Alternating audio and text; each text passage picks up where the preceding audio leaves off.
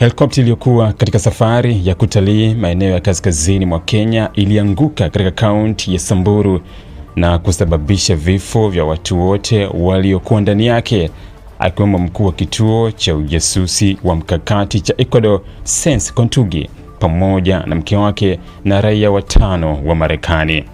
Ajali hii ilitokea jana Jumatano, Agosti 19 mwaka 2026 katika eneo la Mlima Ololokwe, wakati helikopta hiyo ikiwa katika safari kutoka hifadhi ya wanyamapori ya Loisaba kuelekea eneo la Ewaso Nyiro.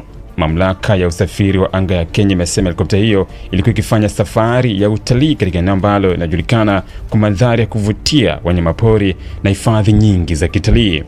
Picha kutoka eneo la tukio zinaonyesha moshi mkubwa ukifuka katika eneo lenye miti baada ya helikopta hiyo kuanguka.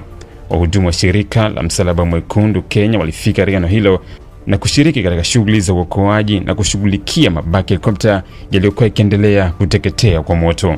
Miongoni mwa waliofariki dunia ni Sens Kontugi mwenye umri wa miaka 44 ambaye alikuwa akiongoza taasisi muhimu ya ujasusi nchini Ecuador. Aliteuliwa kwa mkurugenzi wa kituo cha ujasusi wa mkakati mwaka 2024 na alikuwa na jukumu la kusimamia masuala ya ujasusi na usalama wa taifa. Ecuador imethibitisha kifo cha Sens pamoja na mke wake, huku ikieleza masikitiko yake kufuatia kifo cha mmoja wa maafisa wake wakuu wa usalama. Hadi sasa serikali hiyo haijaeleza kwa undani sababu ambayo ilimfanya mkuu huyo ujasusi kuwa nchini Kenya wakati wa ajali hiyo. Kwa upande mwingine, msemaji wa Wizara ya Mambo ya Nje ya Marekani amethibitisha kwamba raia watano wa Marekani wamefariki dunia katika ajali hiyo.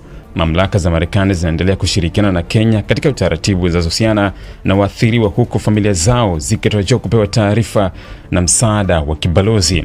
Kaunti ya Samburu ni mojawapo ya maeneo maarufu ya utalii nchini Kenya. Eneo hilo lina hifadhi nyingi za wanyamapori pamoja na maeneo ya kitalii yanayomilikiwa na wawekezaji binafsi.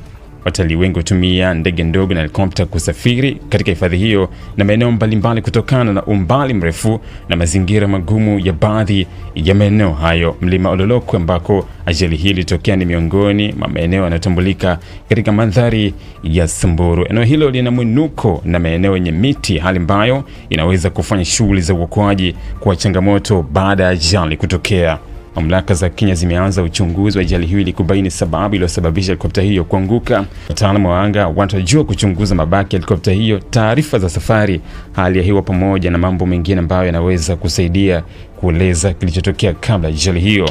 Kwa sasa kuna taarifa rasmi inaonyesha kwamba helikopta hiyo ilianguka kutokana na shambulio au kitendo cha makusudi. Sababu kamili ya ajali bado haijatangazwa na mamlaka zimeendelea na uchunguzi kabla ya kutoa hitimisho la mwisho. Kifo cha Sens kimeongeza uzito wa msiba huo nchini Ecuador kutokana na nafasi yake katika mfumo wa usalama wa taifa hilo. Wakati huo vifo vya raia watano wa Marekani vimeifanya ajali hiyo kwa tukio linalofuatiliwa kwa karibu na mamlaka za nchi hizo pamoja na serikali ya Kenya.